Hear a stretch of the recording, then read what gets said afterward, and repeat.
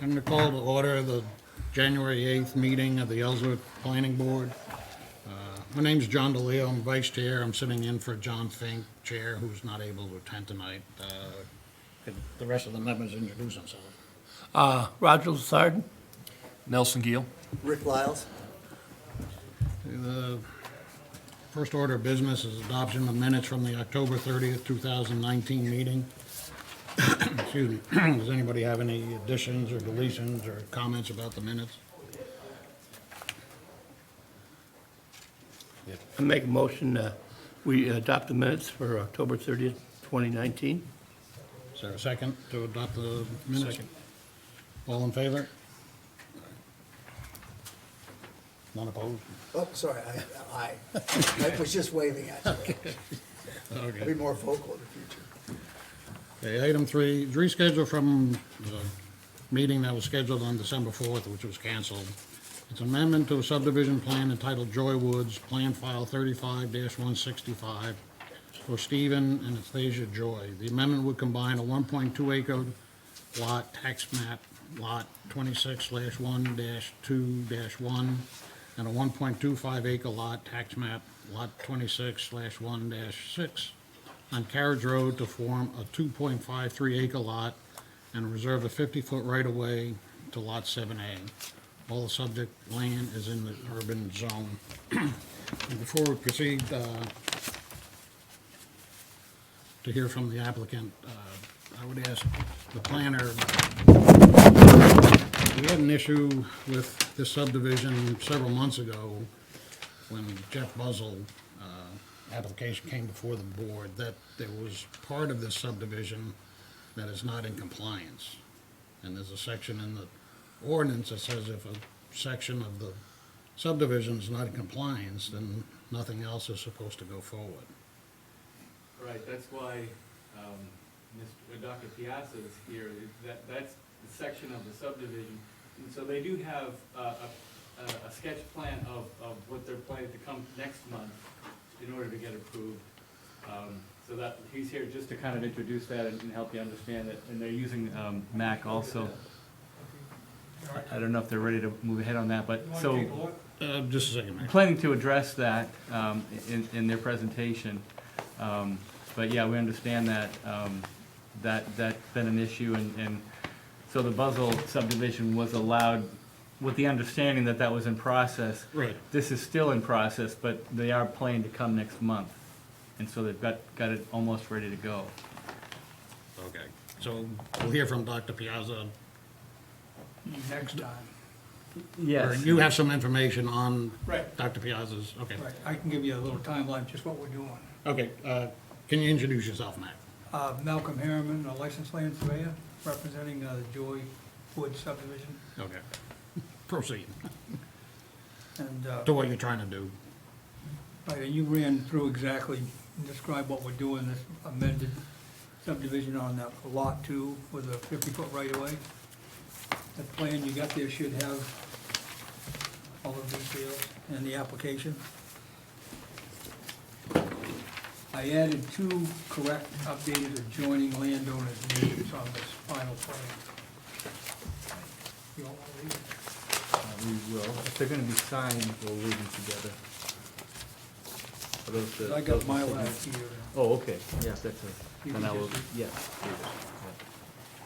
That one in. Yes.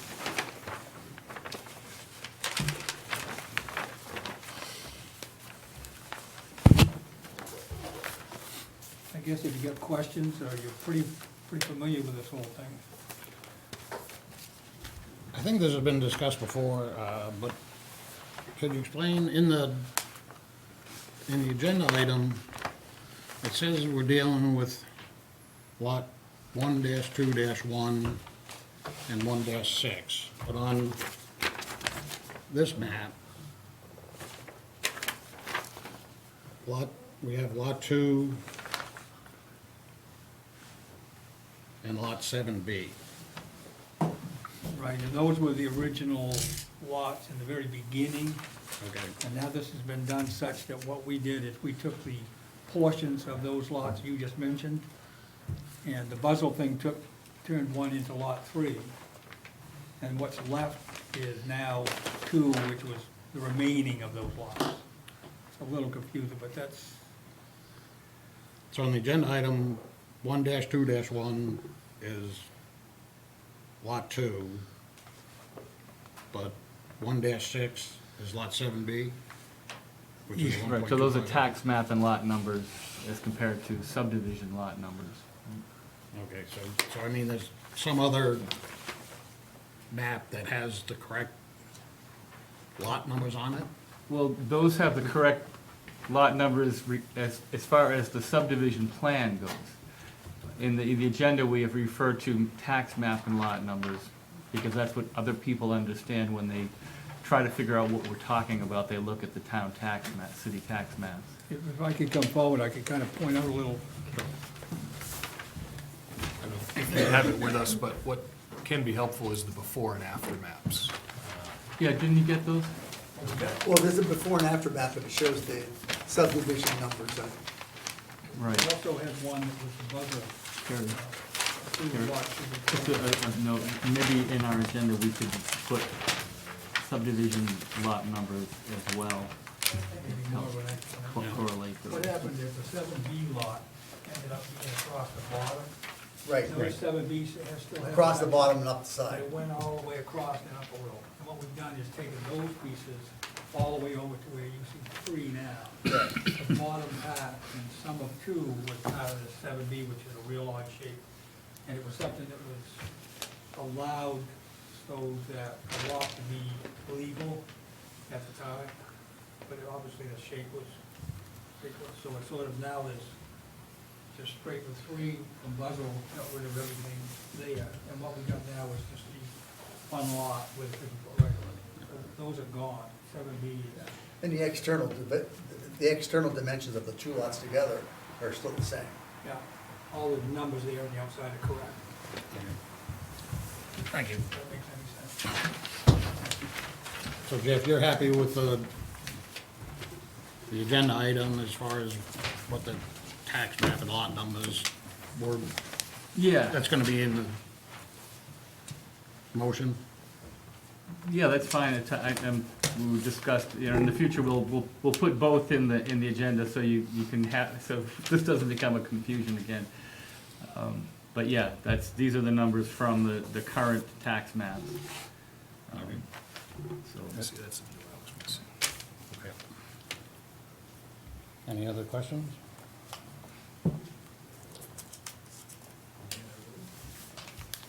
You want a motion, Jesus? No, not yet. A What I'd like to do is where Dr. Piazza Oh. is here, I'd like to hear how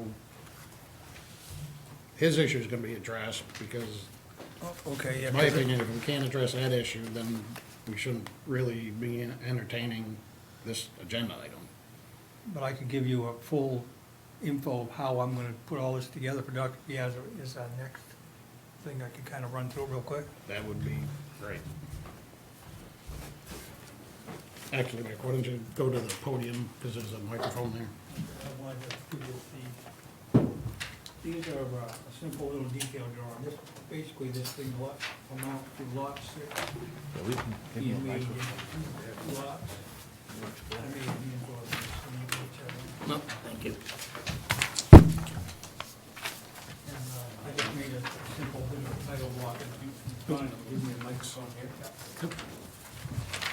What I did is I made on the front, I just made a little note of a 5th Amendment, which is what this will be to clean up this illegal subdivision lot. And it'll be splitting lot 6 into the 2 lots, 6A and 6B. That's the second page you got there, in that thing I gave you.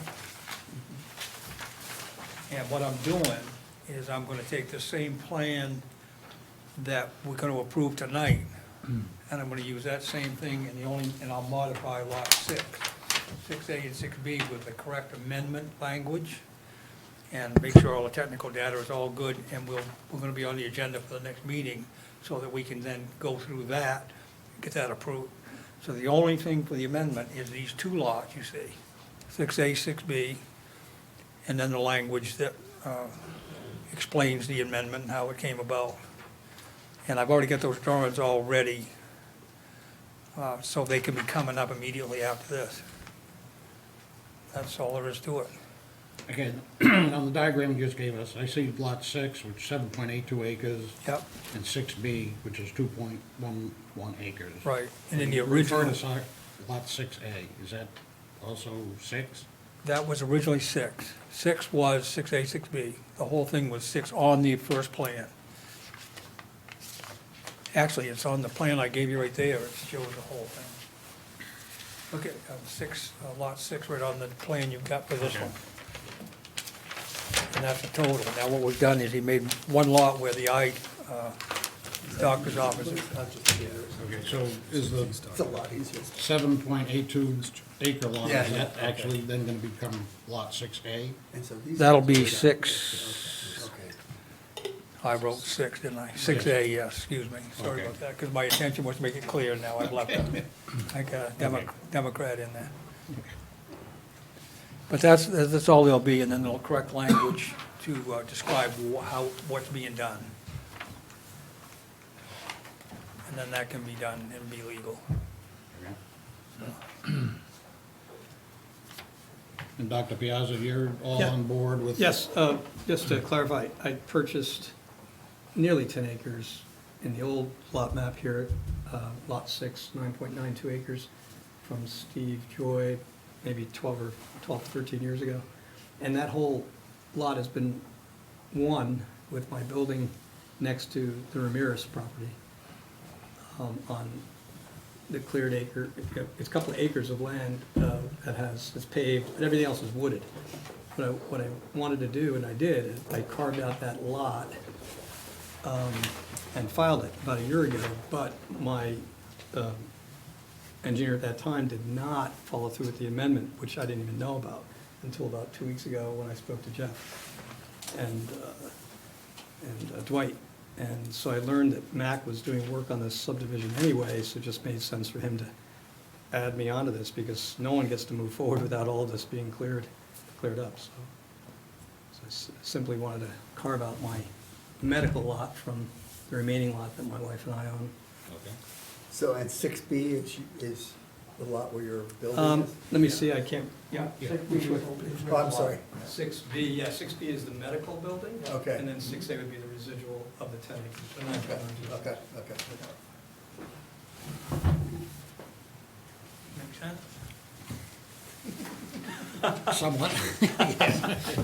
So we're hoping to introduce that concept here tonight, and then next meeting finalize Formal it, law. formalize the amendment and be done with it. Whole drawing with all the. Because the lot is, Is that carved out, it promised? just has to be Guaranteed. amended. Okay.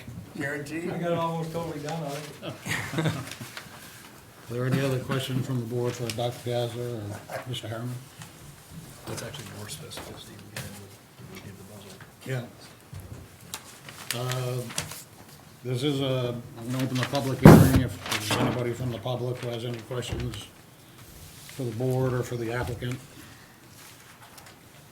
Seeing no takers, I'll close the public hearing and I'll ask the board what they would like to do. I don't think we can vote on it till next week. Next month? The next meeting when they present it to us. It's not really, this is more of an informative as opposed to a preliminary. Well, That's only for the that's for next Dr. item. Piazza's, although, I mean, his, his piece of property somewhat restricts, I believe, any other action on what Mr. Harriman is here for.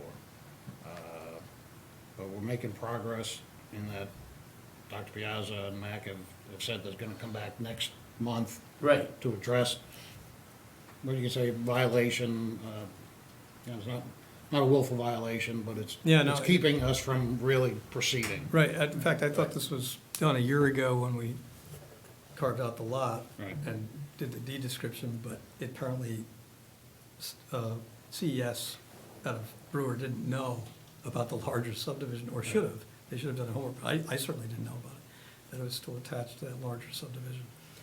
And Jeff informed me that that was the case, and it's more of a formality in that we have to check that box because we did the deed already, but Mac, having worked on it, made more sense than to bring CES up to speed again, because they failed to do it as a consultant.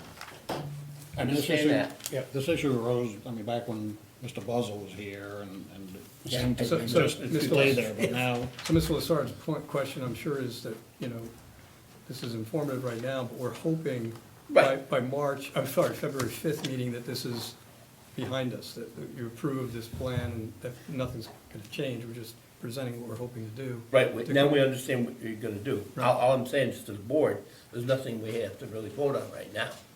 Well, we have this plan that's, We know now, yes, we understand, But the- and you guys, you explained it to us, and it's gonna be part of the whole subdivision.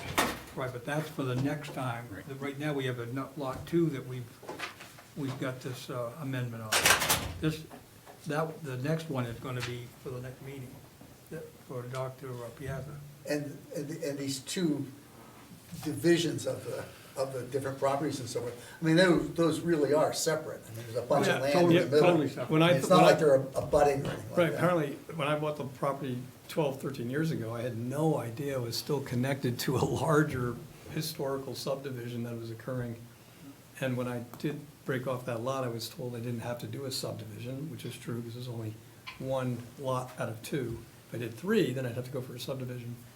But that's what I was informed by both the code enforcement officer and CES. But I don't think that CES followed through with amending something that they weren't aware of. And I certainly wasn't aware of it, so I couldn't inform them. And I learned just because of this particular lot holdup, that I was part of a bigger picture, and that's really why. To kind of address Roger's concern, is there any problem on y'all or any burden on you all if we say, okay, for the first part that we talked about first, if we just hold that off until the next meeting so that we can approve both things at one Right. time? Well, The burden is on Steve Joy, who was expecting it to be done last month when that meeting was canceled. Because we did talk about it, preliminarily, that A even while though, ago. even though we, regarding Buzzell Woods, but also regarding this one, that yes, there's a problem in the verbiage of our regulations, but because these things are really disconnected as far as ownership and all that, and knowledge of these subdivision things, that we're gonna count it against the applicants. Well, but my question still is, Yeah. if the formal approval of the first part is just Yeah. simply held off to the next meeting so they Yeah. can all be done together. I mean, I realize that he expected X, Y, Z. Yeah. Is there a problem?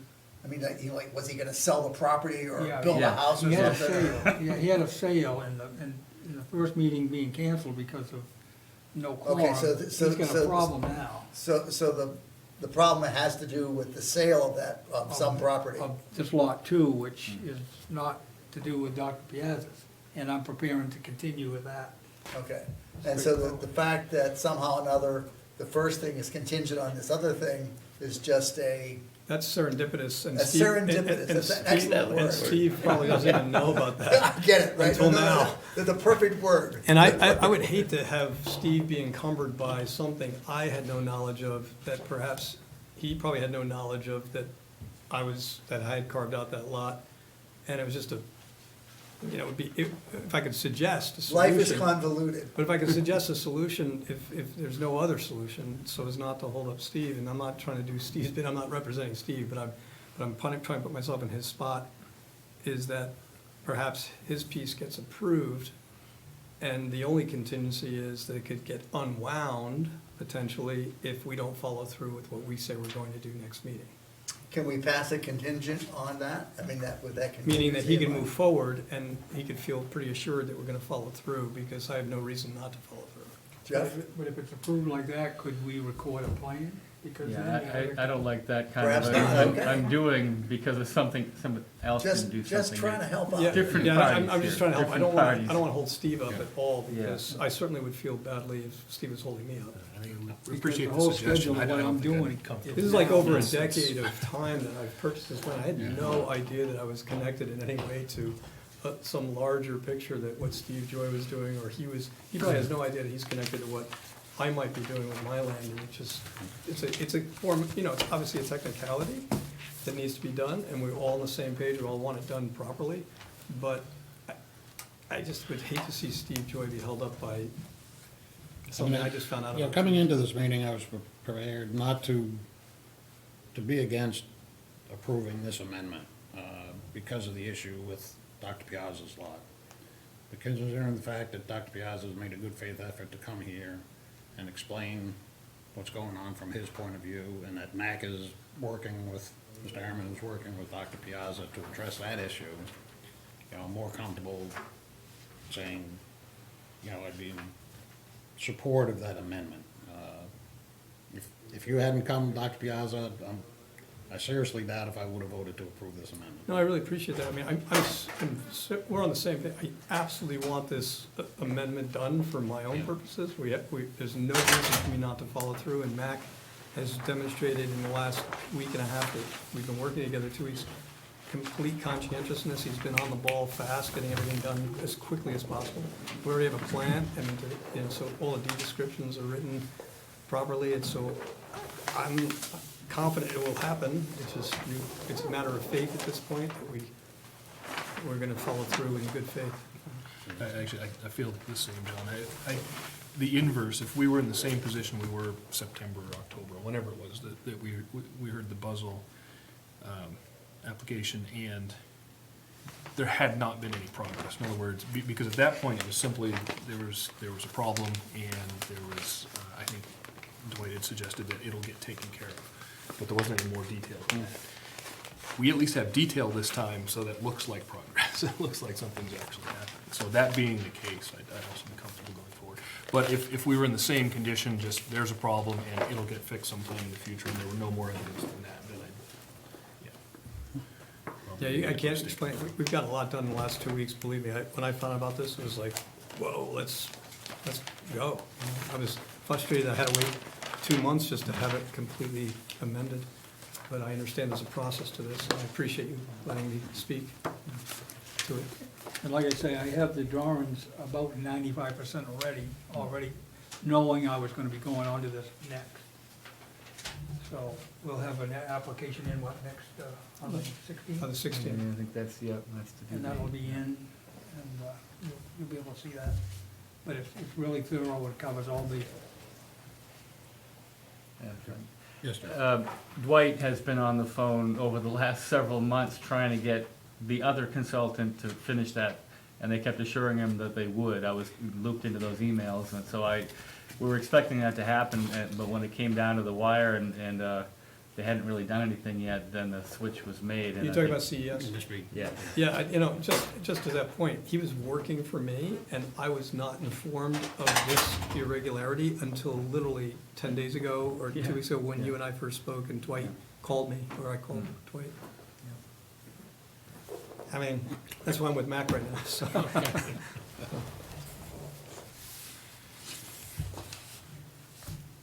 So would the board like to proceed?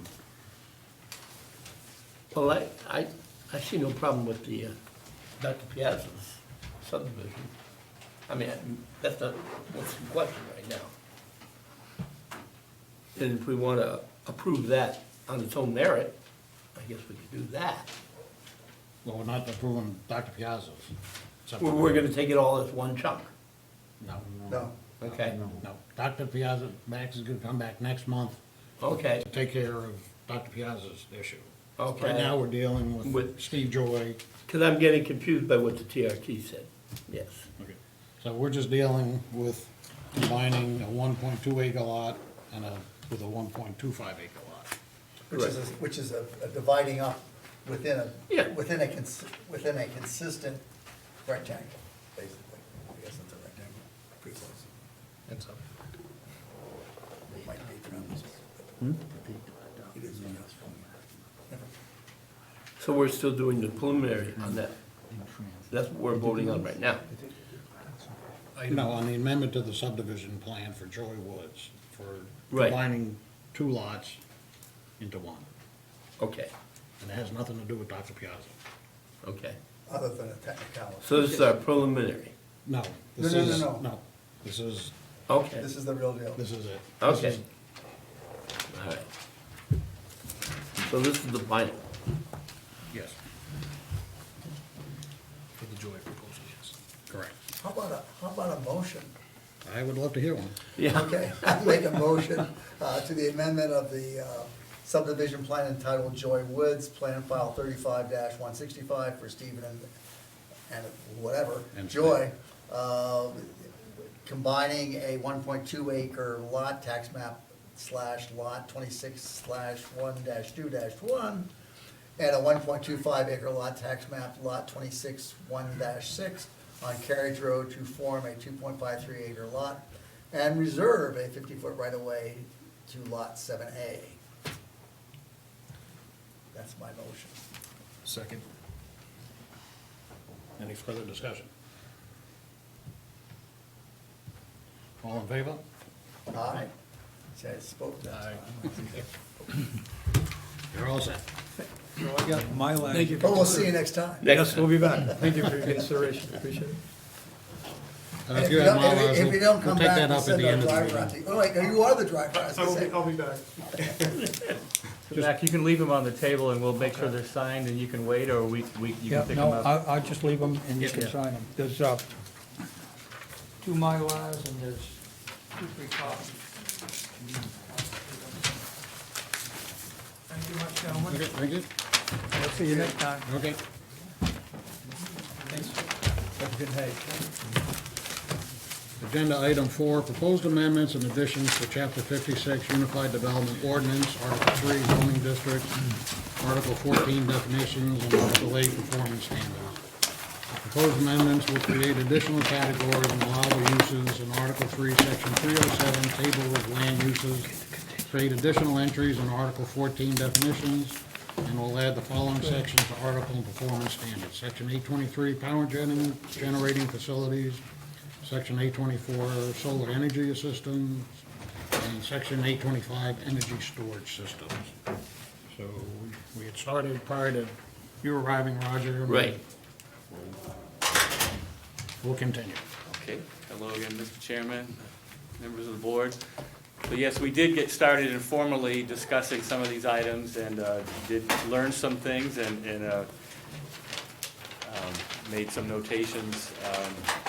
Now we'll be more formal about our discussions and moving toward a possible recommendation to the city council for these regulations as put forth or as amended, as if we get to a point where you want to make a recommendation, you can add any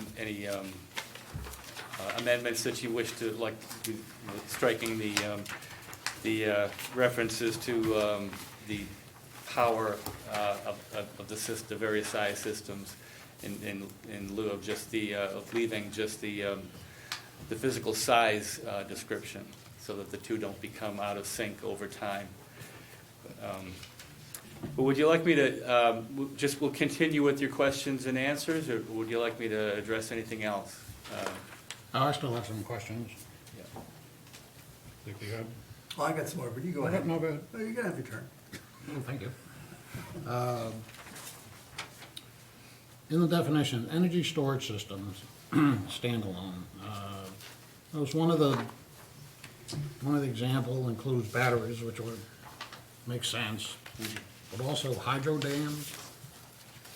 I mean, a hydro dam by itself, or a hydro dam with, Well, they are used, a dam just by itself with a hydropower thing. You can pump the water back over the dam and use it to store the potential energy of that water. So if you have if you have big changes in your electric rates, like I've heard about places out west that might do this. In the nighttime, they might pump water up, and in the daytime, they let it run through and make electricity, because they have a shortage of water, so they get more uses out of that same water. Anyway, it's just an example. We're probably not going to see one of those, but energy storage systems can be more than just batteries. understandably, I would worry about if somebody just wanted to put in a hydro dam, say, you know, they wanted to dam a stream to make a fish pond. I mean, that's a hydro dam. I mean, is that considered an energy storage system because they're making a fish pond? I Or- think that wouldn't be a storage system. That would, I mean, the typical hydro dam is just using the flowing water. It's not functioning as a, I mean, it is functioning as a storage system. The dam itself is storing the water so that it can create electricity. But, you know, I said, we got these definitions from, you know, model ordinances that go into greater detail about a lot of things. So they are condensed down, but not condensed down to zero. I mean, some of these things are unlikely, you know, and. I mean, I so- would think if you were gonna include a hydro dam in the definition, you'd wanna also specify that there's a power turbine there. I mean, it's, the hydro dam is there to produce energy, not just to impound a stream.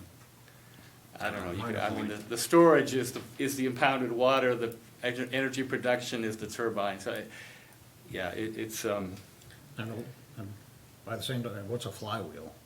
I mean, is that something that they use to produce the energy? well, a flywheel is an energy storage system, and apparently in some industries, they use very large ones.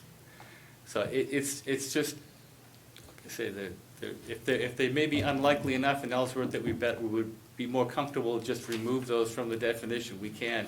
We can just say, you know, for example, batteries, and leave it at that. But that's when you get into technical definitions from other sources, they tend to cover a bigger realm of things than we might be likely to see here. So I have no problem taking those things out if that's what you would be more comfortable with, and just focus on the batteries that is more likely nowadays to be a energy storage system. And the next one is the power generating facility accessory.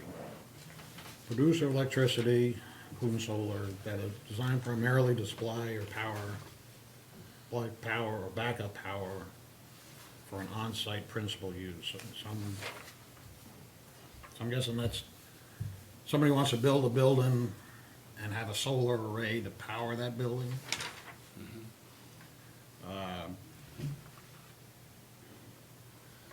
You know, but then you also have a standalone power generating facility. Now, on your white paper, I mean, you know, the city is thinking about solar energy, and one of the places that they've identified is the old landfill. If a solar farm went in there, is that a standalone power generating facility? Or is that an accessory power generating facility? Well, the power would be generated for off-site use, so it wouldn't be an accessory use unless you were electrifying your dump, you know, somehow. I don't know why you do that. So accessory is basically more or less attached to a building that's already there. Right, Whereas you know, whereas a separate thing is a separate thing. Standby generator, but diesel generator is an obvious example of an accessory. Yeah, But right now, I mean, the additions you've made to the spreadsheet, a power generating facility, a standalone power generating facility could only be put in the industrial and business park zone. Yeah. But yet, the city has identified the old landfill as a possible, a probable location for a standalone facility. Well, when you look at the definitions, power generating facilities do include solar generating facilities, but they're singled out there as being regulated separately in the definitions because we're looking at them in more detail. So you have to look at the line for solar energy systems standalone to see where those are allowed at the bottom. That's where it's divided out by small, medium, and large. So it's, Well, They do I some mean, a large conflict. scale would be, you know, if they used the old dump, presumably a large scale, but I'm If they use more confused than as an to acre, yeah. where, I mean, if we can only put a standalone power generating facility in the industrial zone and business park zone. Now, I didn't check the tax map to see if the old landfill's in either one of those, but I seriously doubt it. I mean, it's certainly not in the business park. I don't know whether it's in the industrial zone. So how could you put a large, I think it'd be a large-scale solar system on the old dump site? It's in the rural, I believe. Okay. So the rural zone is a yes for large-scale, standalone energy, No. solar No, energy it's, system. that's the point I think we're making, it's not. Yeah, Rural if you rural look is at- a no, because that suggestion that's made in the write-up would be a large-scale, standalone solar generating system. Yes. Suggested to be placed in the old landfill, which is also ruled no on the suggested rules. So I think that's what we're saying, is that that suggestion is incompatible as it's presented. It says it's no under power generating facilities standalone, Standalone. but it's a yes under solar energy system standalone. Hey, Jeff, can I make a suggestion? Not- Do you mind if I make a suggestion? Certainly. Who are you? Hi.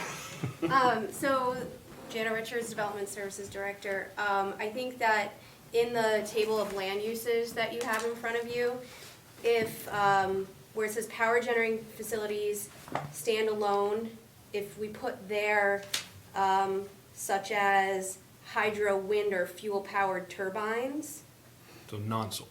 not solar. Okay. It's in the Or not definitions, solar right? might be an easier way of saying that.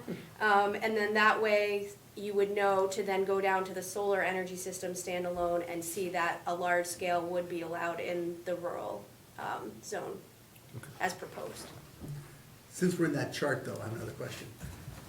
Why isn't, why aren't these things allowed in the Commerce Park zone? Well, the Commerce Park has a very limited number of uses that's allowed in there.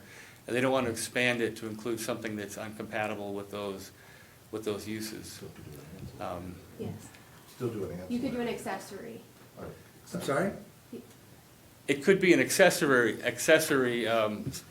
solar energy system, like on a Okay. rooftop or So, even next to it. so what you're but- saying is they couldn't be a lot within a commercial park area that was designated solely for solar power stuff? And it's not economical either, because those are small lots and it wouldn't be the highest, best use for that type of lot.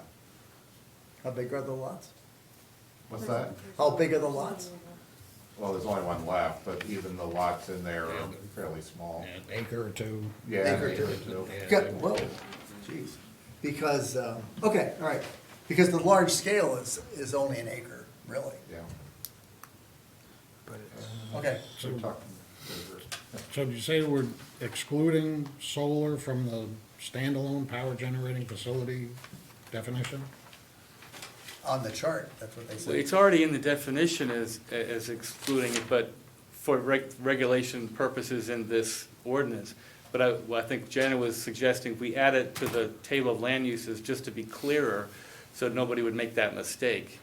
So if you're looking at power generating standalone, not solar, then they would look elsewhere for the solar yeses and nos. So here's- And here's in the your word. definitions, you Solar say for the systems PGF, regulated standalone, wait, listen to me, you use those acronyms. Solar energy systems are regulated separately, which is, so that becomes consistent. Right. Which is yeah. good. So in my mind, we had it covered, but we should cover it better. So I appreciate the suggestion. Okay. Okay, still working on the power generating facility standalone.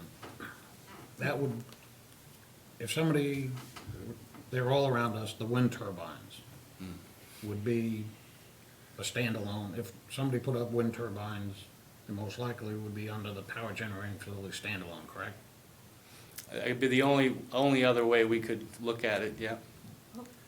It could also be an accessory use, so I could have a wind turbine on my property to then power my electricity at my home.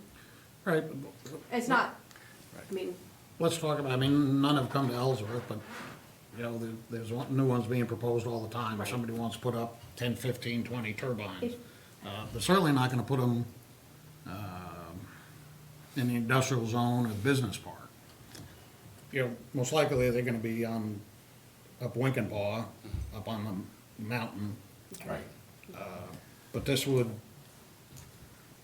preclude that from, if somebody owned that whole mountaintop, let's say. Well, it would at the moment, and if we sensed that was something that was coming that we needed to address, so we should, you know, wind power opens up another can of worms for regulating that I'm not sure we're ready to do right now. We wanted to have something that was more concise, that we could get the solar ones done. If we feel like we should have more regulations for wind power, then we should do that separately. Make a comment. Just having had a little bit of experience with this in my prior life, if there were wind potential here, there would have been those scouting it out.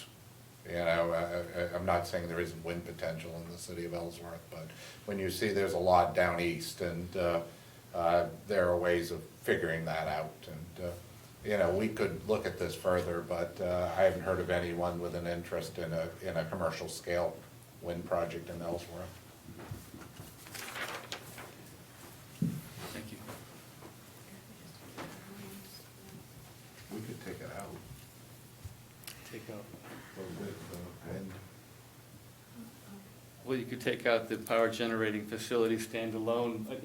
In my mind, it helped to clarify things a little bit, I mean, because our ordinance doesn't address it at all. I say, if you're worried about something coming, I'd rather have a little than nothing, but maybe we'd better off with nothing. I don't know, what do you think on that? I mean, some of these things could be, you know, fleshed out more if we feel like we need it.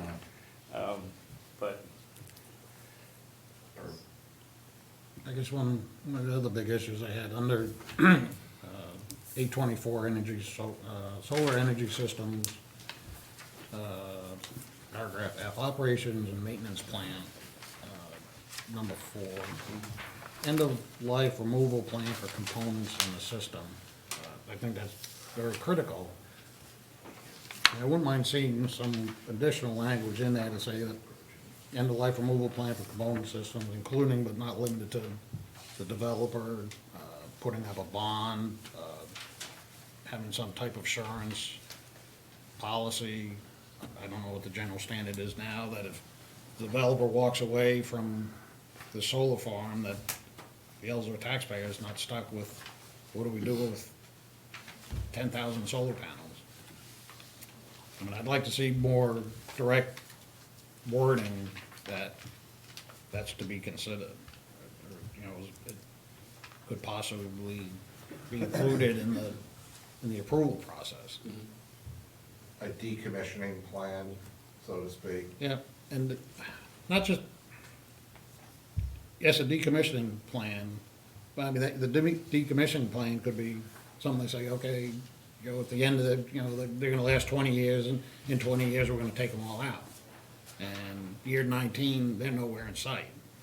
And so, okay, so when you approve them, you say, okay, well, this is your plan, we want you to put up $100,000, $200,000, whatever, some type of insurance policy that if you renege on this promise, the city of Ellsworth is not stuck holding the bag. You see what I mean? Are you talking a city-owned property or private property? Well, I guess if we're talking solar panels or turbines, let's talk about solar panels, because it seems like what we're talking about mainly. You know, if they did put 10,000 panels out to the highway, out to the old landfill, owned by the developer, and has some type of arrangement with the city that the city gets the electricity, but the developer still owns those panels, Right, and the life expectancy is 20 years, right. okay, how are you gonna ensure that in year 20, Yeah. you're taking them out? Yeah, and I don't have our request for proposals in front of me on the solar projects, but I do remember we put in if they're gonna build on city property a solar array, that they have a decommissioning plan. How they're gonna handle that. Right, but Well, and you do have that We can ask for that, yeah. in the operations and maintenance plan, item F, under 824. it's not detailed, it's just asking for a decommissioning plan. It's not detailing exactly what needs to be in That's that correct. decommissioning plan. And Yeah. there's no financial clawback as part of that, as you had suggested previously. Mike, did you have a comment? Yeah, talking with Revision Energy, who is a big developer for this stuff, this kind of is a twofold item. When you talk about end-of-life removal plan, it doesn't necessarily mean you're decommissioning the entire field.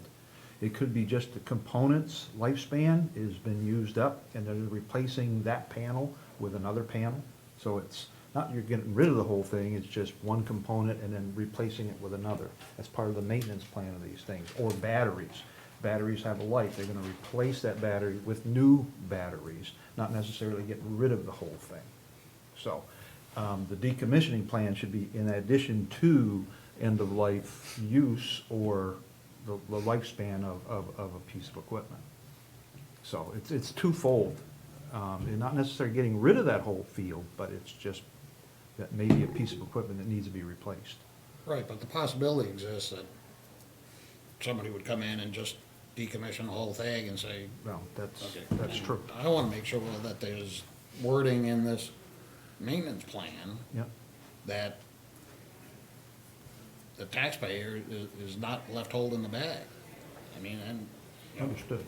I think that plan, I mean, the maintenance plan, you know, can be wide open, but, you know, when they come to, let's say they come to the planning board and I say, okay, I want you to put up a $1 million bonds. Well, that's not in the plan anyplace that you can request us to put up that, buy an insurance policy. I mean,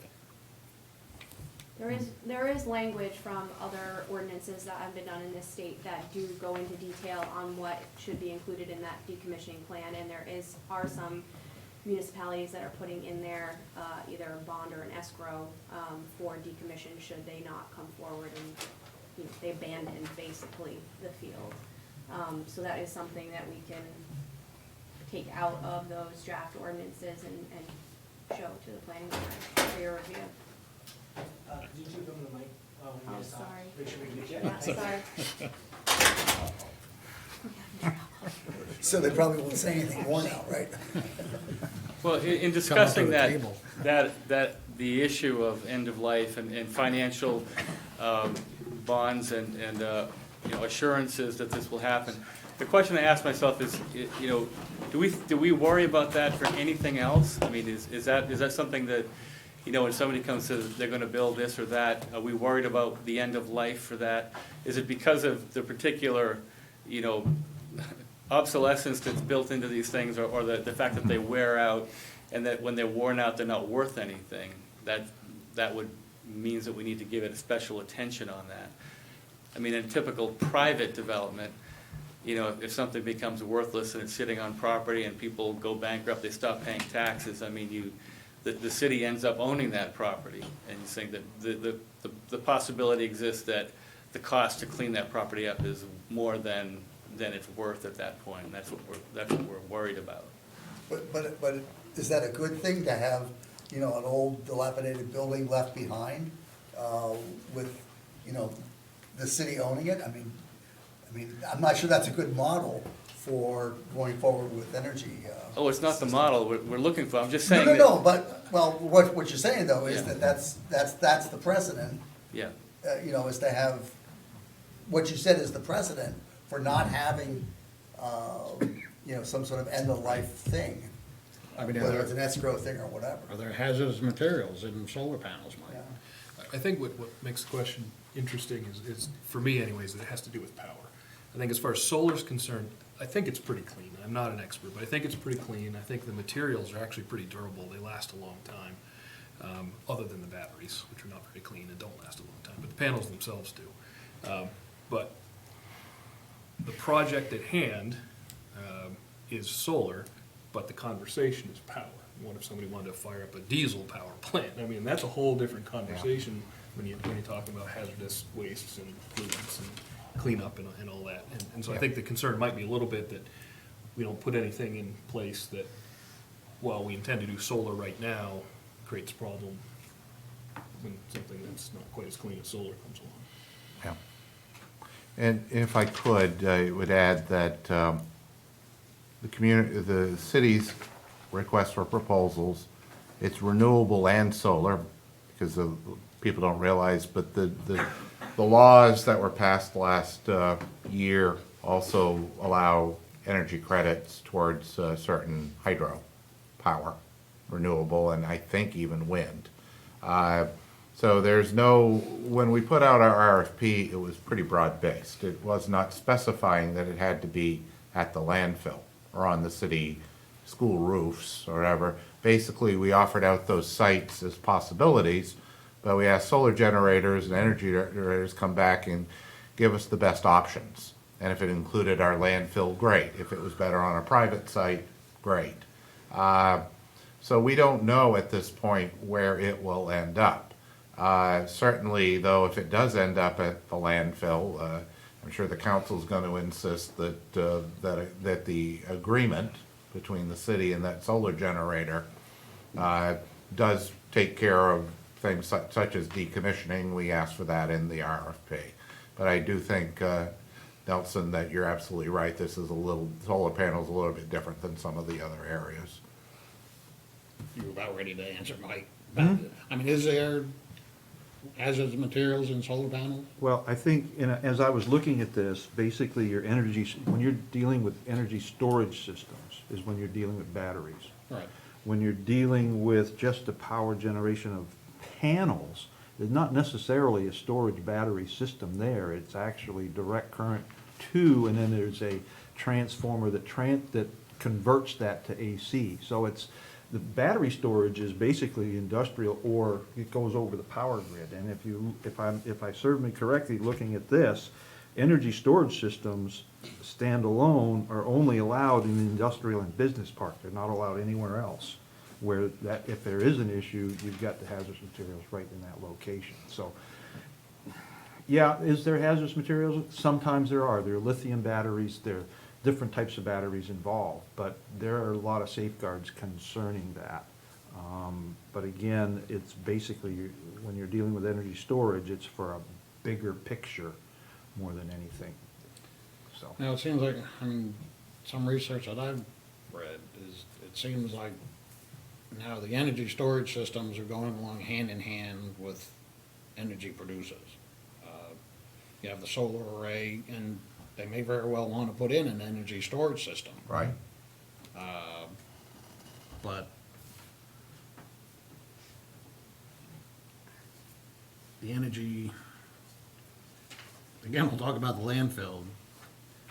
Can you combine an energy storage system, a whole bunch of lithium batteries, with those solar panels at the transfer site? Or, because the energy storage system standalone is restricted to industrial and business park. So can you would you be able to put the energy storage system out on Stauball?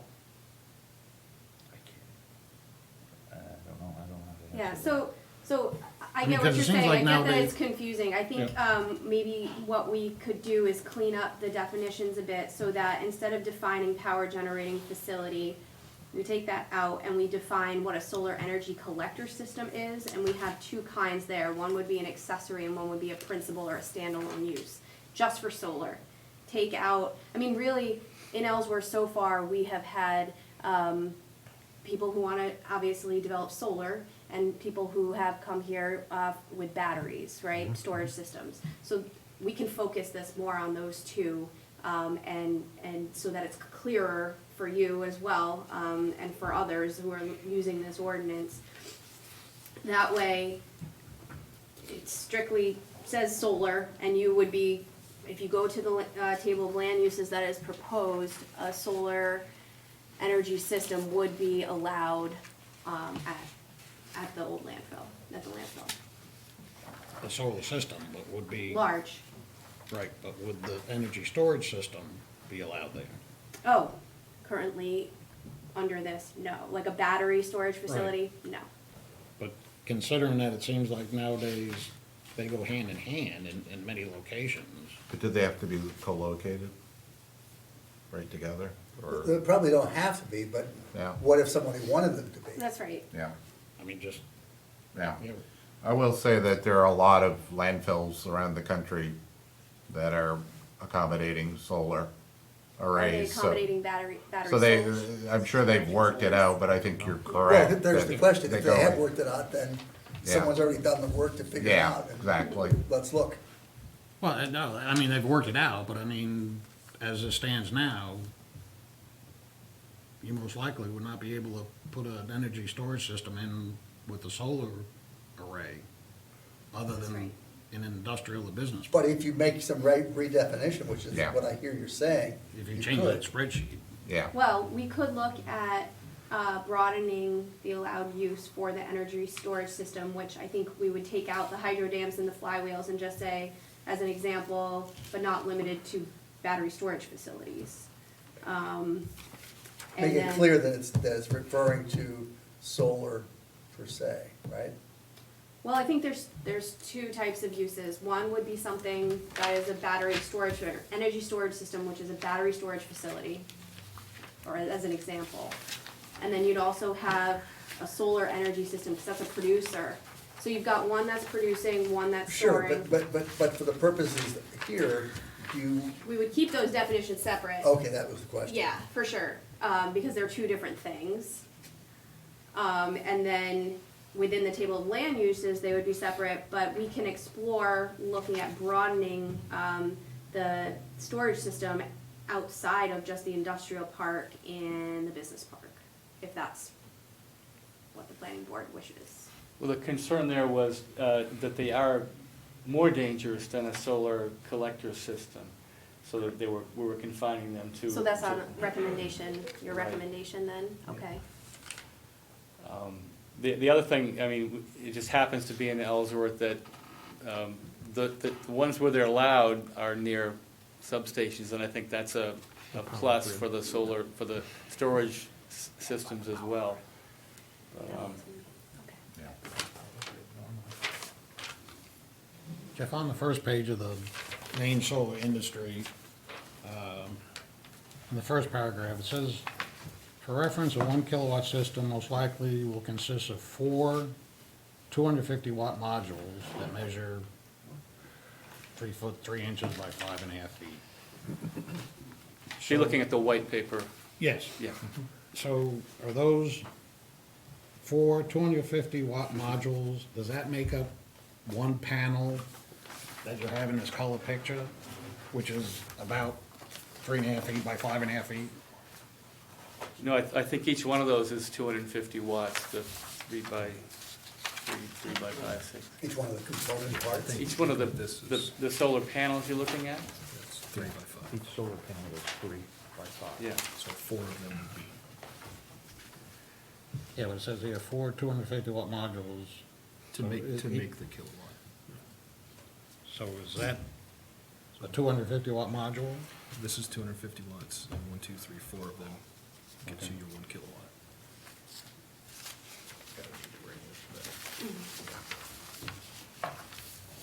And again, that's taken right off of the state's website where they were trying to educate people about the basics of solar energy systems. And it's not part of the regulation, it's just a part of our, What's interesting with this particular question is I think, from the little bit that I've seen and the little bit of work I've done with solar, it is the accessory systems that are typically gonna have the batteries. It's people that are building cabins, that they're off-grid or whatnot. For folks that are trying to offset their electrical bill, essentially, those are, per these definitions, those are the standalone systems. And you don't have batteries in standalone systems, you're just, as Mike said, you're just feeding it back into the grid. But what makes that interesting is that the batteries would typically want to be applied to the solar systems that are allowable anywhere, because they're accessory systems which conform with the primary use. So it's an interesting situation where typically you'll find the batteries in people's houses, not actually in big, like if we were to do this landfill project, we would be feeding the grid. I don't think we'd be storing any power there. So the battery question really comes up more folks' homes than it does in the industrial. Well, there was a proposal that didn't go forward that had a large-scale system going in near the transfer station. I don't know if, Mike, you can describe what that was. So that kind of was on a radar screen to some extent. So, I mean, the household batteries, there's certainly some danger there, whatever they're made out of. But these ones that are in, roll-off container giant batteries, with a whole big array of those, Yeah, the potential for something there is much greater. Yeah, there are facilities of large-scale battery storage facilities so that they can store the power until the optimal time to put it into the grid. Like when the air conditioners are cranking up, or people getting home at night in Boston or New York or wherever. Again, this is happening all around the country right now, so I suspect there are safeguards put into place for dealing with them. And they may not necessarily, be right at where the solar panels are, they may be closer to the grid. Sure. See, we have, I know of one home in the city of Ellsworth that is off the grid completely, that has a solar array that actually is controlled mechanically to maximize the sun. In that basement, because I had to inspect this place, in that basement, there's a complete room of lead acid batteries that are storing that DC power that those things are produced, that those modules are producing. And then from there, it's converted to the AC power through basically those transformers. So that in and of itself is kind of a unique situation.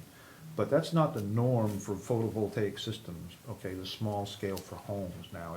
It's basically, the power is created, it's sent to a converter, and then the home is powered. There really is not much storage now. Behind the grid, right? Behind the grid. Behind the meter, so to Behind the speak. meter, so. But when you start getting in, as David said, with the large capacity storage, these people are selling power to the grid, or they could sell it to the city.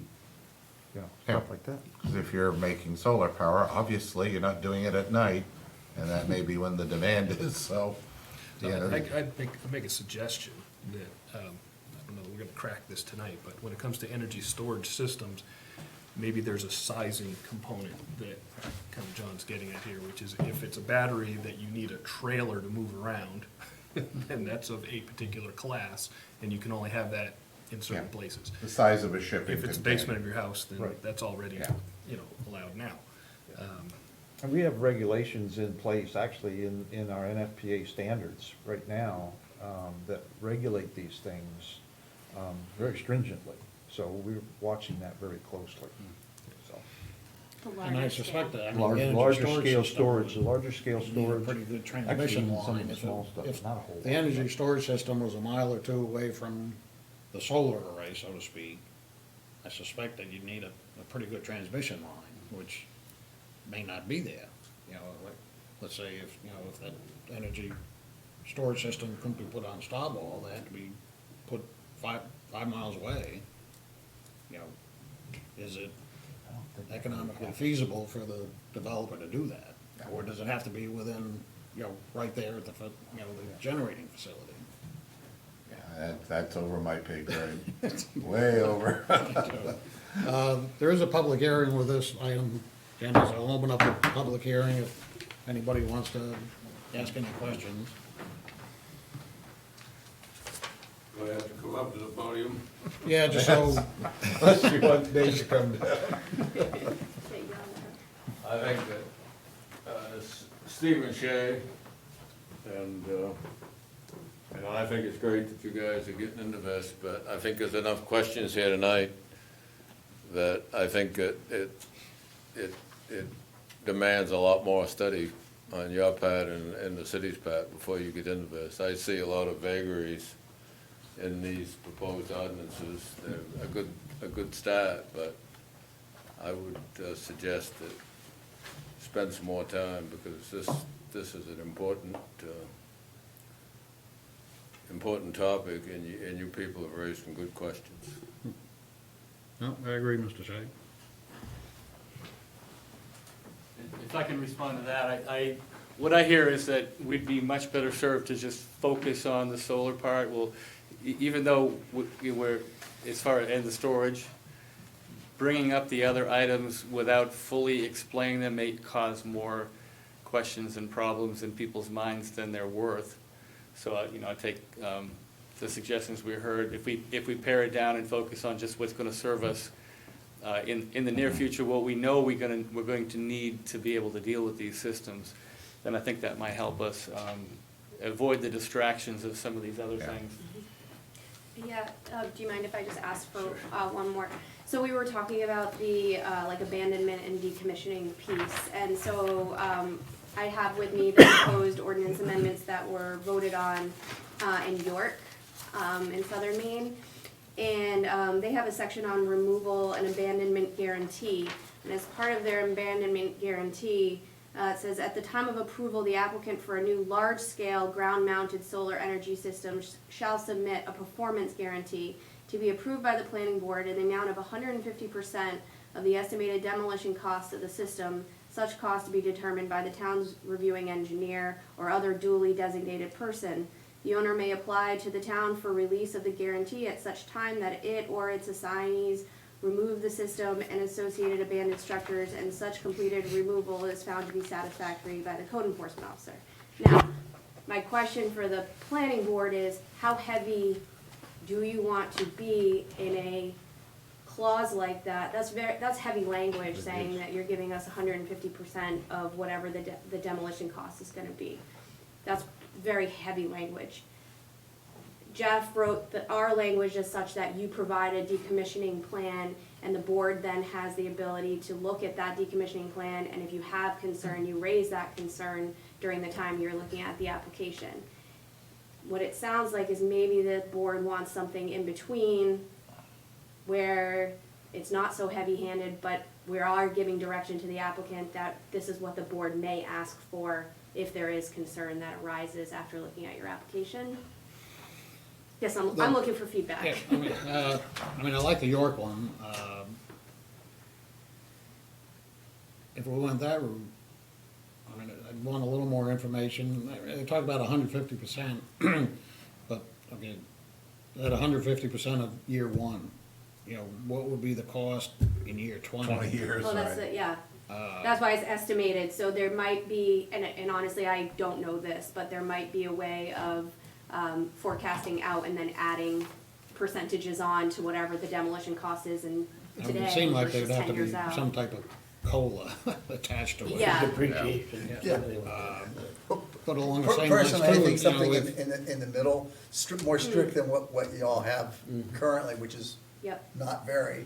And that seems to be a Yeah. little too it's very prescriptive. heavy, yep. Especially if the planning board or whoever has some review, and you can say, well, gee, this isn't adequate. You need more. That's what I would go for personally. And certainly, we can look at some other Yeah, this is just your, communities that are doing this and try to hit a sweet spot among them. I mean, I kinda like the idea of York having them put up the money up front, because, I mean, I also talked about, well, can they buy a bond, buy an insurance policy? But then it'd be pretty much incumbent upon the city to make sure, have you paid your premium this year?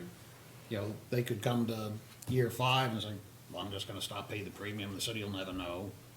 Year 10, say, see you later, and we think we have an insurance policy to protect us, or a bond, and all of a sudden the insurance company, they stopped paying Actually, it 5 years ago. I believe you buy those right up front, because it's for a, And it- like an annuity almost, an end of period kind of thing. But again, over my pay grade too. Well, I see, One of the Mr. questions may be though, whether or not, that so very stringent language that York has used, has that inhibited solar development in York? right.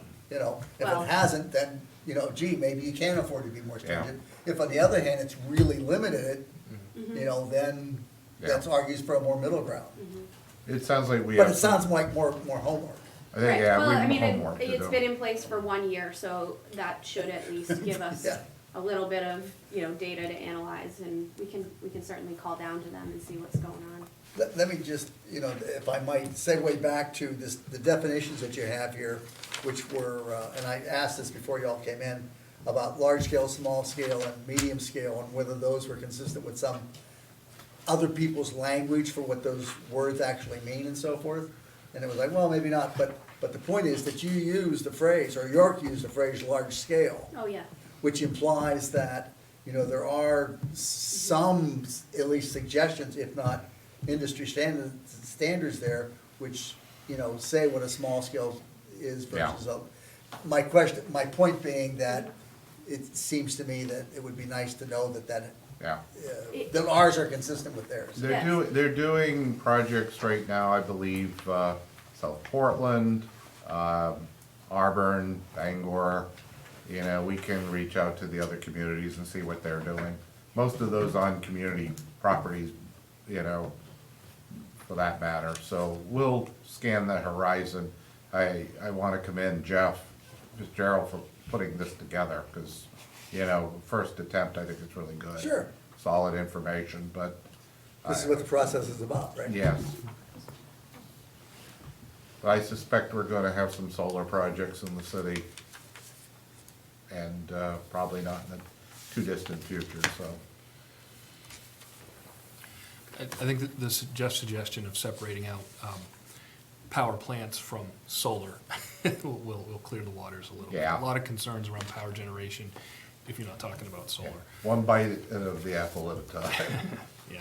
Well, the reason why I put it in is I was concerned, well, if you have nothing in the ordinance, what does the planning board have if something was to be? But I think from this discussion, we realized that unless you're gonna Work in really progress. cover the issue, maybe we're better off not addressing it yet. And someday, when we have nothing left else to do, we'll do that. I would also caution, this is just truly an aside, you talk about the height of these things, as a height restriction, and I think you need to be way more specific about how you measure height and so forth. And I use as reference here, the house in Lemoyne, which continues to go through court and whatever about, where do you measure height and how do you measure it and, whatever. It sounds pretty simple when you first say it, okay, but you say, well, where do you measure the roof? Well, okay, if something's on an angle, is it kind of here, is it there, is it above the ridge line, whatever. And, if you start going above the ridge line, saying, hey, 3 feet Yeah. doesn't matter, well, it might matter to whoever doesn't want a very Yeah. tall building in front of them. So I would just say, be more careful about that. Yep, good point. Well, what would your suggestion be that, your sense is that should you allow, because a solar panel is something that is added on, and it could typically be added to a house that's already at the maximum. Right. And if they were gonna put it and angle it a certain way, they might Sure, need 3 and if you feet. put it all, there are certain installations where a residential unit Right. has solar panels, Right. which are higher than the ridge line, right? So we're giving them a little leeway, but not allowing them to build But a 3 tower of feet's- solar, But 3 feet's you know. quite a bit of leeway off of a ridge line that's already at the limit for, let's say, a 2 or 3 story building. Well, it's a solar panel on its side, basically, so that, there's some logic to it, but, because I wasn't, it's kind of a number that you wonder about, well, do you wanna give them some deference because it is What it a, comes down to is how serious are you about height restrictions in this city or any other city, Well, And there are- and if this is gonna go above, if you have a building that's already at the max, yeah. however you measure that, Mm-hmm. another 3 feet is another 3 feet. That's a lot. Well, if you look at our definitions, and maybe this would help in making these decisions, to have them side by side with this, it does already have exceptions for domes and cupolas and things, other protuberances that aren't the normal building. So this kind of fit into that category in my mind, that, it wouldn't be any worse than anything like that, even though they're really not I actually part of. disagree that this is a lot different than a cupola or whatever. Because you literally could have something that the entire length of a residential structure, okay? The entire length, up above a ridge line, which I think is a problem, personally. If you're gonna be serious about height restrictions. If not, then it doesn't matter. But then you shouldn't have height restrictions. Either in or you're out. For my money. Does anybody else, have an opinion on that? It's another thing, we could just say, tough luck. If you have your buildings already there, then you don't get any deference for your solar panels. It's not something we want to allow anything taller.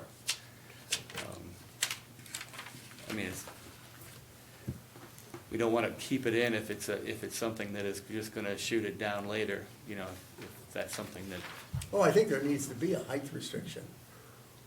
Because Well, it would- otherwise you really are opening it all the way up. The question is, what should the height restriction be? It's not that hard. all right, if 3 feet's too much, Yeah, what's not too much? it is. What's not too much? If you wanna have the discussion go that way, yeah, 3 feet's way too much for something that goes above a ridge line, that's something that's already at the maximum. The question in LeMoyne, for example, with the house, is a single house, and I believe it's a less than a foot. That's all the big problem, right? So. Right. Right, so when you have a height Okay, restriction. look, I don't really wanna continue this at this point, personally. It's open That's for my more discussion. input. I mean, we'll- There you go. Yeah. We've got all kinds of other stuff to discuss, that'll be with everything else. But at this point, supposed to make a recommendation of the council, which obviously we're not ready at this point, so I guess I would entertain a motion to table this. You gonna be upset by that? I mean, No, not at all. we're not ready to recommend anything to the council, I don't believe. Well, other than more research. Yeah. Well, Oh, And right, that's oh, fine. no, you mean It's that's to not. staff. Yeah. Oh, yeah, no, we're, that's And what fine. I'm saying is, we're not ready to. Right, take no, the- I think Yeah. that's correct. Yeah, There's enough stuff in the wind that yeah. needs to resolve it. So I need a motion. Motion to not make a recommendation? Motion to table it. Motion to go. table it. I make that said motion. Is there a second? Second. I second. Okay. All in favor, say aye. Aye. Aye, sorry. Okay. Item number 5, the Ellsworth Planning Office requests clarification from the planning board regarding ordinance thresholds for determining which applications need review for approval by the planning board. And this is something that I brought up when I read in the Ellsworth American that Convenient MD had received a building permit. The building permit was for 5,350 square feet, and knowing that anything over 5,000 square feet was supposed to come to the planning board.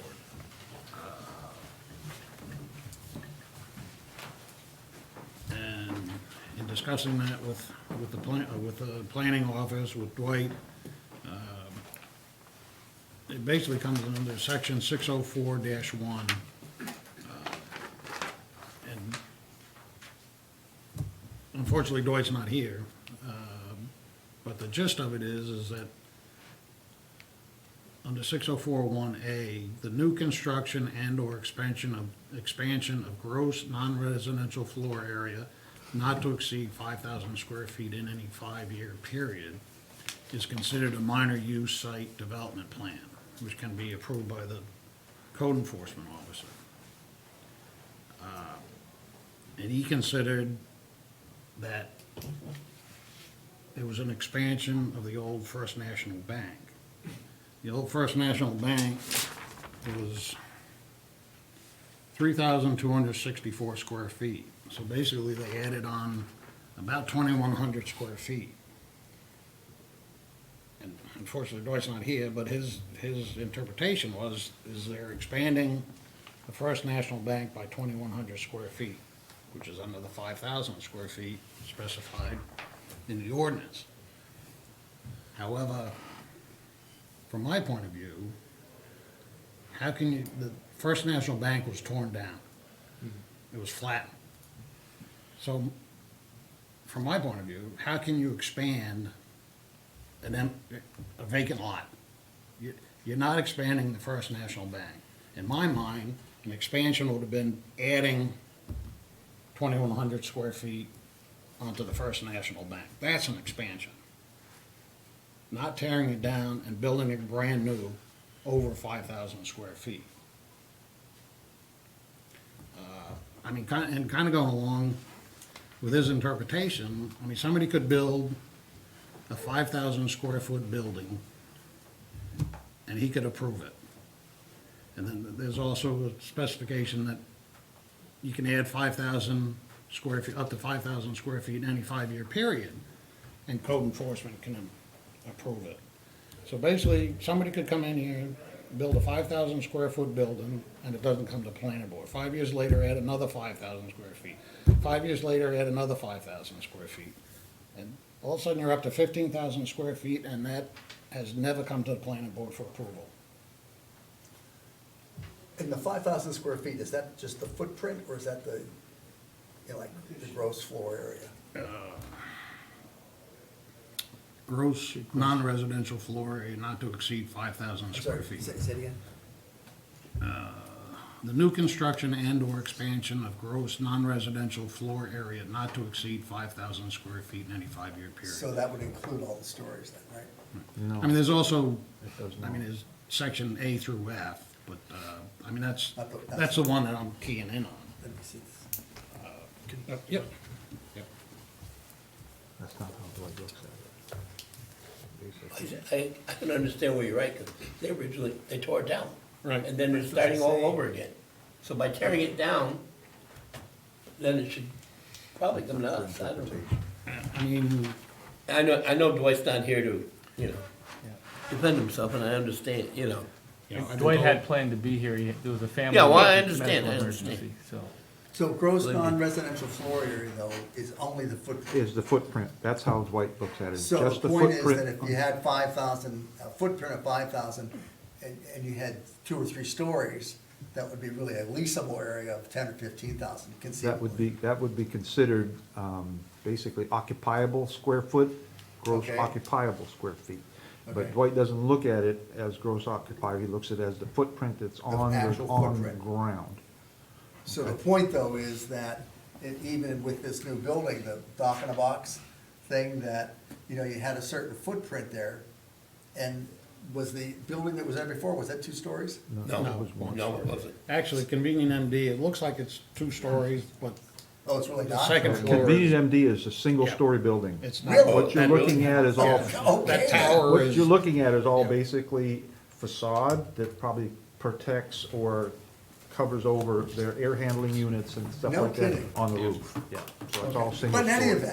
event, assuming it was, you know, if it was a 2-story building, we would still be looking just at the footprint. That's correct. And not, Under what Dwight, under the right, guidelines under that the, Dwight looks yeah. like. and I think code and planning years ago came to this discussion and came up with these guidelines that they agreed upon. But I think what we want to do tonight is clarify some of these points and make recommendations to how this should be interpreted as it's written. And in the future, perhaps rewrite it so that it is clearer and address some of that. Maybe the threshold of 5,000 is not what we want anyway.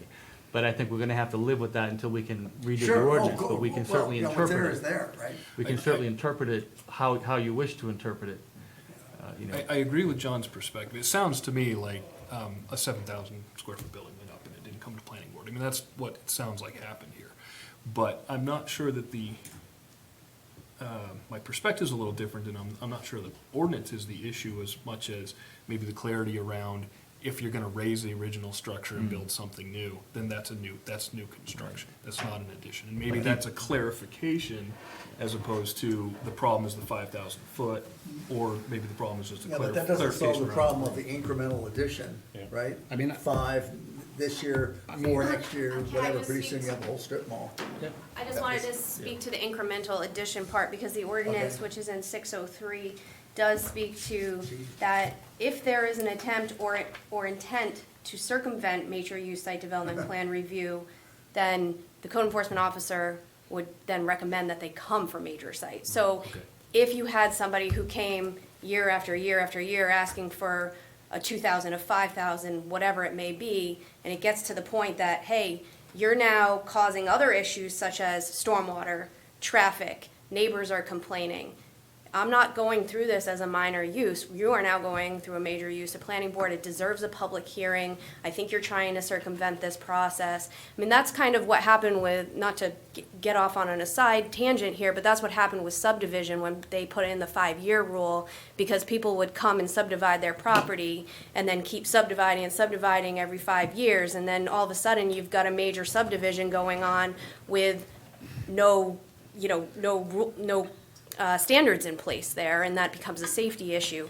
So it's a similar type of mindset or thought process behind this, that, if it gets to the point where code enforcement officer sees your plan and you're coming every year, he has the ability through this ordinance to say, no more. I just wanted to I touch know, on but the it. section you quoted doesn't say shall, it says may. Well, So that's- somebody could do what I just said, and the code enforcement officer says, Well, because it's gonna be a determination of whatever the project is that's coming forward. Every project's gonna be different. So it have to be a may, you can't be a shall, because that makes him have to do it every single time. It has to, if it's at the determination of a staff member, it can't be, it usually should not be a shall, because it makes, you have to do something that you're trying to interpret, if that makes Well, then, sense. because I was gonna add, I mean, getting back to 604.1, maybe it should be in there that, let's say they kept the bank, which was, what did I say, 3,200 square feet, and actually did add on 2,000 square feet and made it 5,200. I think any building that go, right now, I think the 5,000 square foot piece should be lowered. But if any building that's currently 4,000 square feet, and somebody wants to add on another 1,000 square feet, bumps it over that 5,000 square feet, I believe it should come to the planning board. So it's like a threshold. Because, we're beginning to see, a lot of the development that is taking place in Ellsworth is not being reviewed by residents. It's being okayed by non-resident staff. Well, I'd like to see. a minor use they do put out a public, a butters notice, just like we do for, I'm sorry. an abutters notice. Oh, a budget. Yeah, I just sorry. didn't hear the word.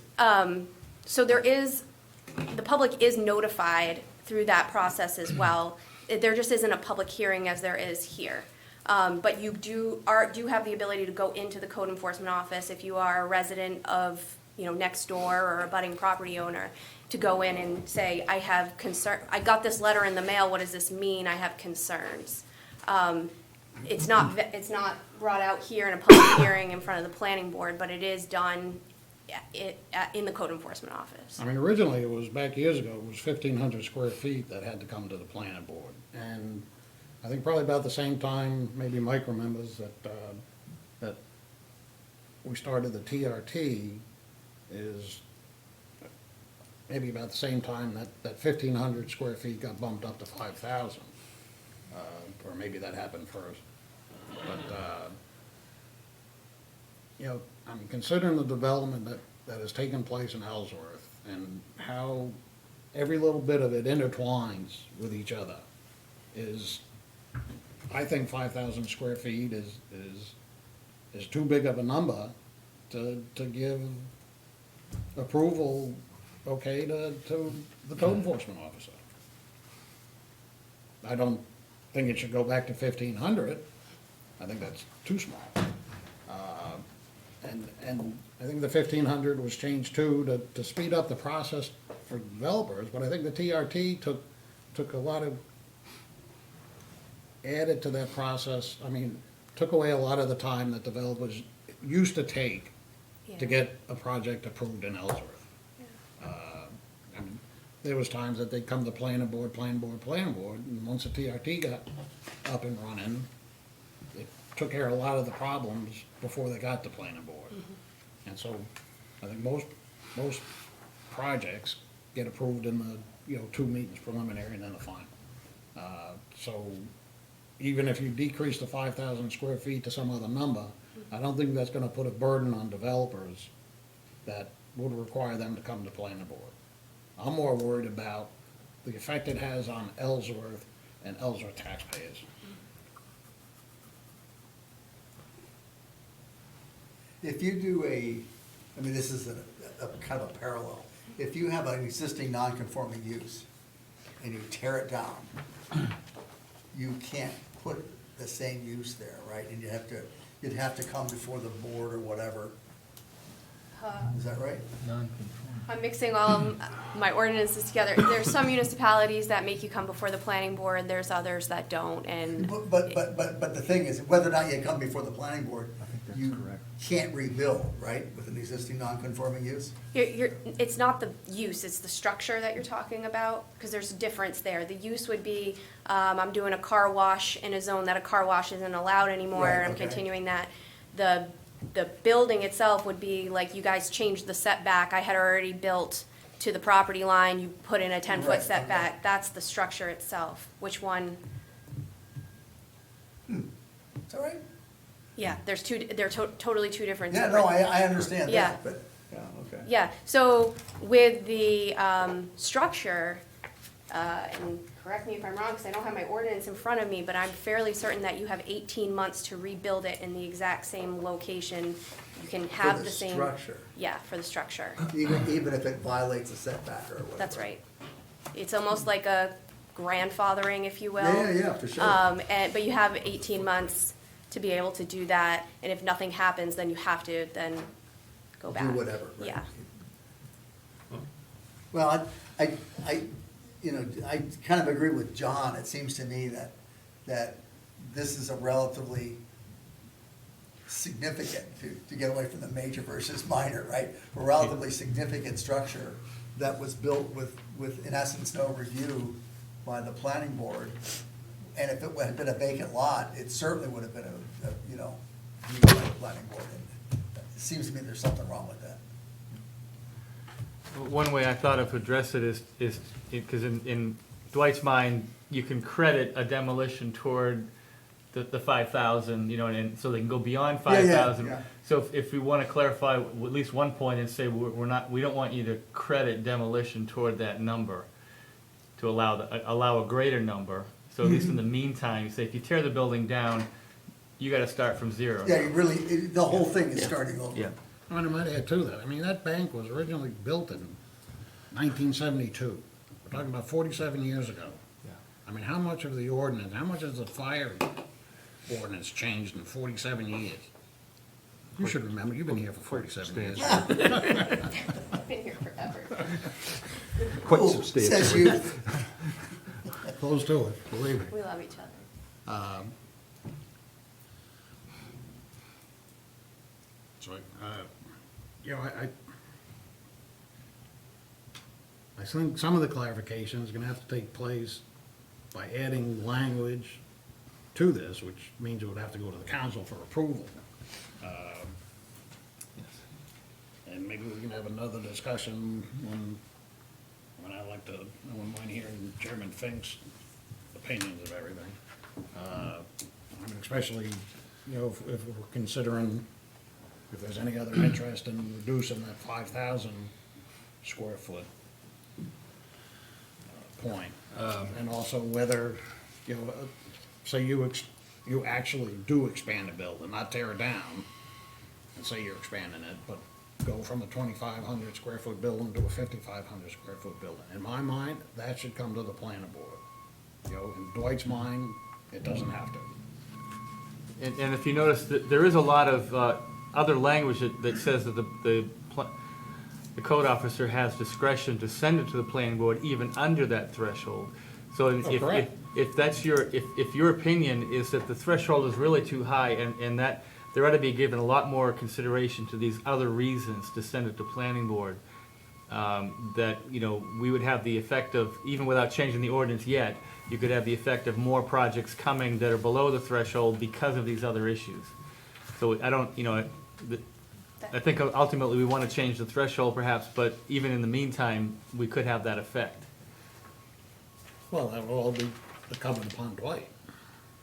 It does, and what Dwight told me is that he said, it doesn't matter to me. I mean, really, he's putting more burden on his own position by by doing it the way he was instructed to do over the years. So as far as he's concerned, he'd love you guys to take that off of his plate and review these things. I don't think there's any problem there.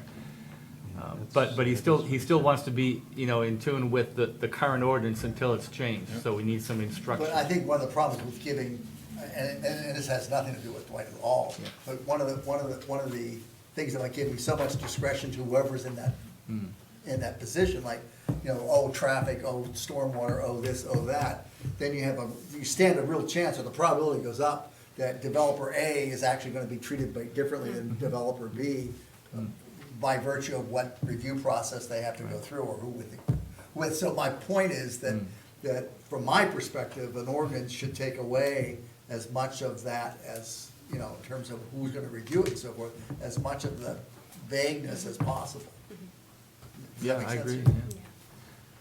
Yeah. So that guarantees that, they'll all be treated the same, they all come before a board or whatever.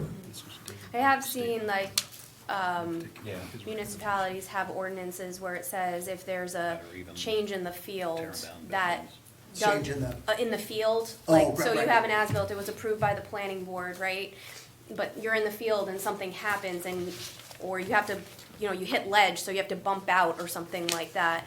I have seen some ordinances that say if the change isn't more than 1,000 square feet, let's say, and there is no, impact on stormwater, traffic, all of these things, then it can be approved by the code officer. So it's kind of similar, but different at the same time. It still allows for that to happen in-house so that the developer doesn't have to go back through the planning board process again to be able to make a minor change in the field. Just Money in the water. Just bringing it up. And what do the other members feel about the 5,000 square foot issue? Do you feel that 5,000, anything over 5,000, or would you prefer to see that drop? I prefer to see it drop. On balance, without having given a lot of thought to whether it should be dropped or not, I think it probably should be.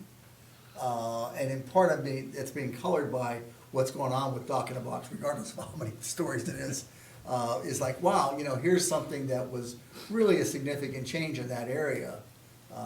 That seems like it should warrant, planning board review. And, if that's more easily triggered by something like dropping it from 5,000 to 2,500 or whatever,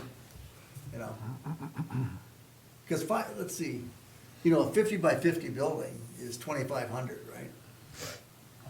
And so we're 60 by 60, 70, so it's 70 by 70, right, is basically 500, or 5,000, Roughly.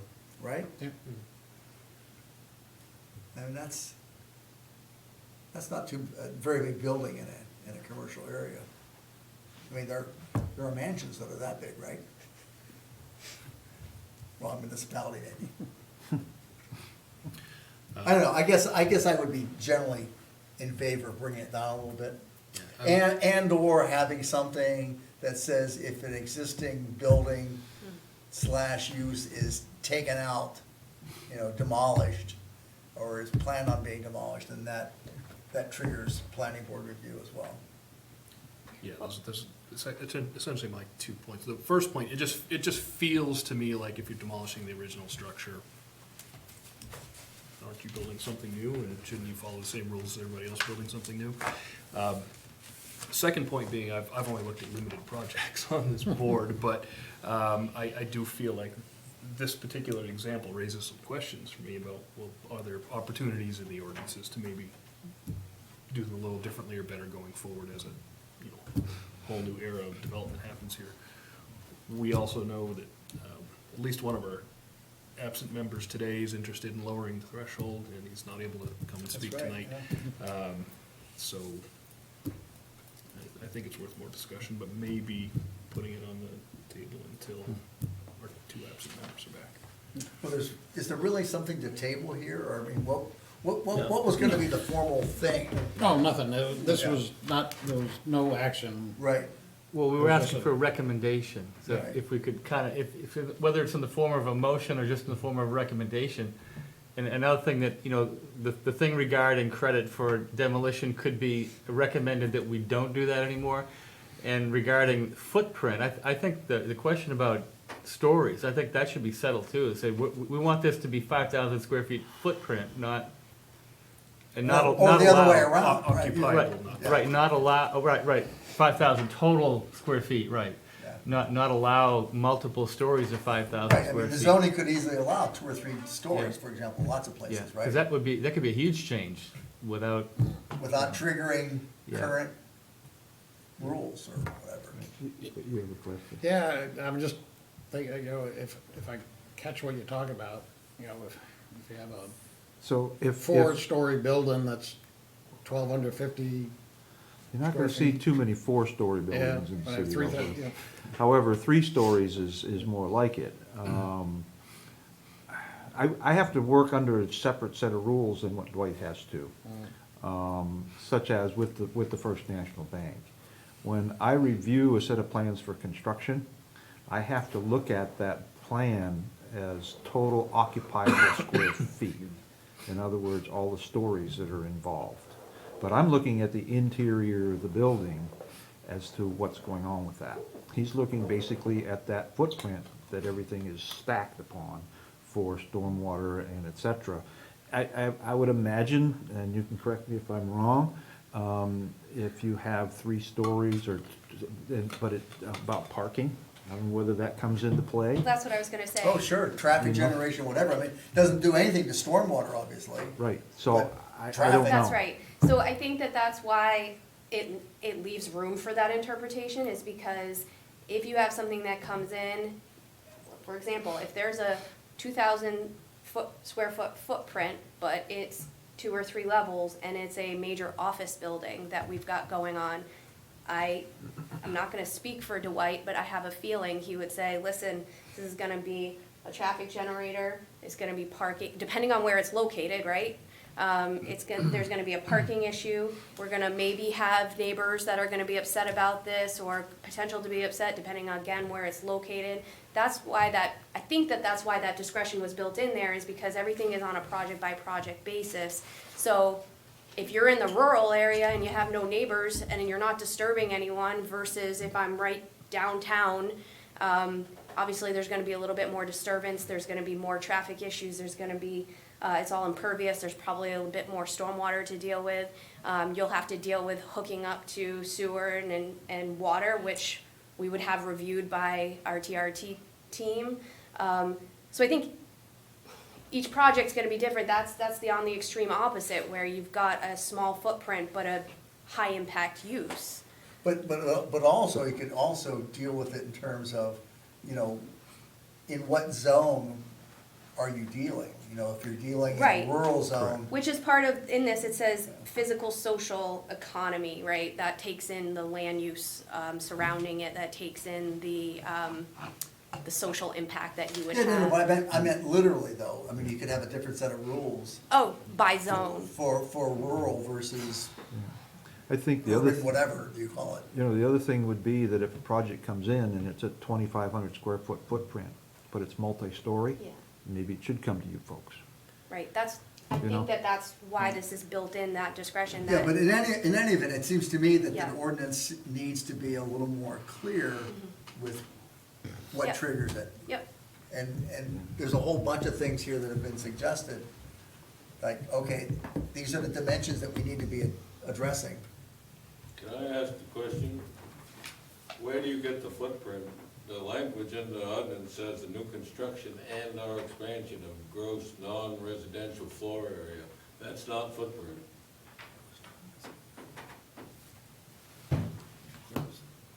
Yeah, well, Dwight uses external measurements for Correct. footprint. Correct. Yeah, but that doesn't talk about footprint, it talks about gross non-residential floor area.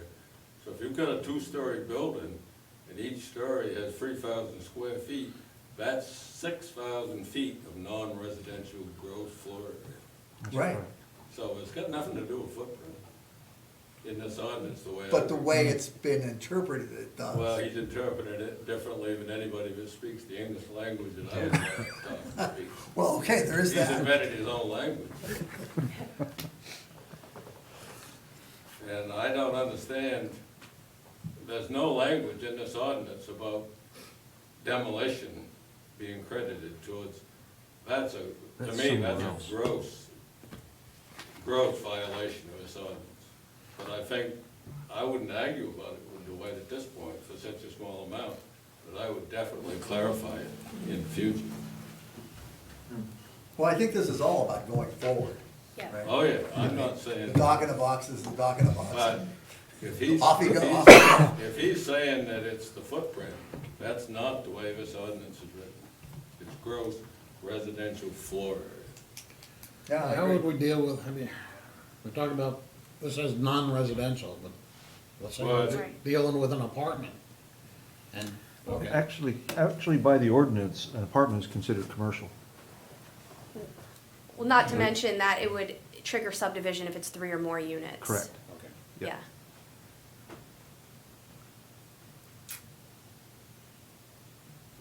So the question then is that enough guidance to kind of Could I, next iteration? could I make a suggestion that perhaps we have a staff discussion, but then maybe this is brought up again at the next meeting just because John's not here, Dwight's not here, and, well, Mr. Burks did send his, info in. And to see how it shakes out. Yeah, I mean, to be, What does it like a look like to if you be change some of these continued. dimensions and stuff, and- Yeah, or is everybody happy with it? yeah.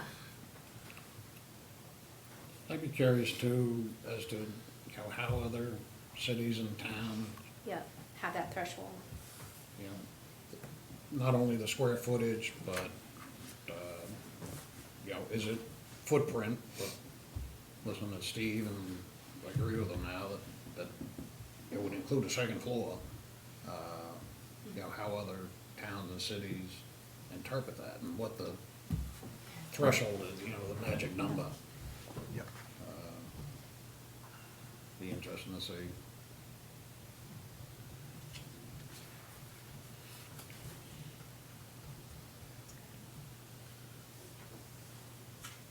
Your thoughts, Roger? I like the idea as far as demolition, starting over, but it's good for public hearing. I mean, we need to put some more public forum. I mean, that's the whole purpose of why we're gonna do it. But also our agendas can become quite full.